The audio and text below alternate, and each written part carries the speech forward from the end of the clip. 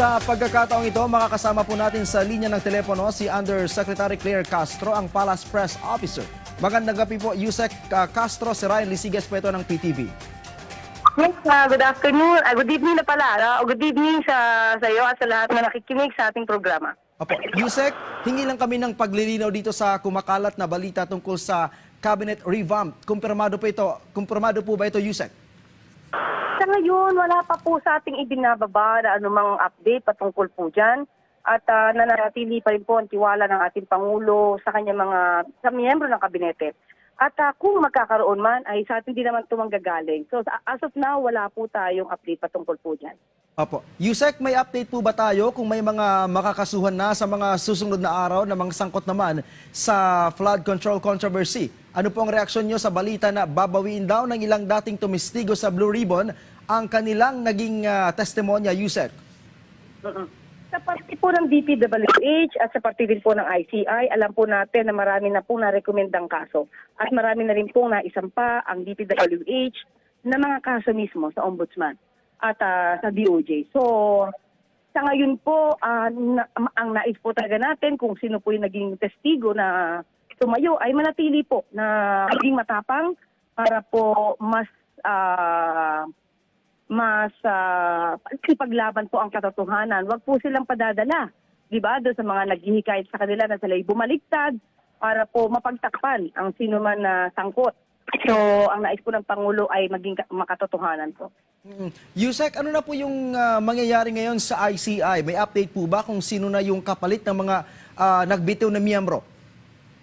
So ngayon wala po pinag-uusapan ng mga replacement po kay Sec. Bates sa dati po ICI Commissioner sa Fajardo. Pero po nananatili po ang trabaho ng ICI at ang mga empleyado po dyan ay nananatili po sa kanilang pagtatrabaho. Ayon din naman po kay Sec. Bates at kay dating Commissioner sa Fajardo ay ang kanila pong trabaho ay tapos na po. Yung kanilang mandato ay nakumpleto na po. So tingnan lang po natin kung ano pa po ang maaari nilang marekomenda na maisampa po sa DOJ at saka sa Ombudsman. Anyway, patuloy din po pa rin. Kahit sabihin po natin, ICI po ay hindi nag-iisa. Patuloy pa rin po ang Ombudsman sa kanilang pag-iimbestiga, pati po ang DOJ. So, hindi lang po nagkakaroon ng gap patungkol po dito sa kanilang trabaho at mandato para maimbestigahan ang mga maanumalyang flood control project. Yusek, ilang mambabatas umano daw yung nilapitan para mag-endorso ng impeachment complaint laban kay Pangulong Marcos? Any information on this, Yusek? Meron na tayo nabataan, pero yung nabinig lang naman natin na isang mambabatas na nilapitan di umano ng mga supporter ng isang politiko. Pero sa ngayon ay wala pa po tayo natatanggap kung ano man ang aligasyon na sasabihin nila para isampa ang anumang impeachment complaint sa ating Pangulo. So ayaw nating mag-speculate kung ano man ang kanilang isasampa dyan. Maraming salamat po sa oras, Yusek. At kung may mensahe po kayo o karagdagang impormasyon na nais pong ibahagi sa ating mga kababayan, go ahead po.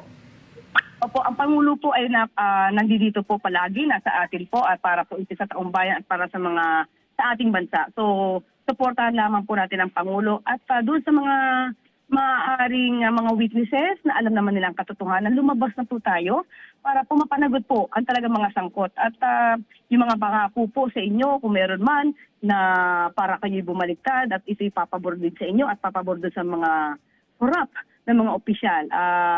Pag-isipan niyo po yan at lagi po tayo sa katotohanan. Anyway, sabi po naman ng DOJ, pinasinungalingan naman po ang pagbaliktad di umano ni Engineer Henry Alcantara. Alright, maraming salamat po sa oras, Palace Press Officer Undersecretary Claire Castro. Maraming salamat po.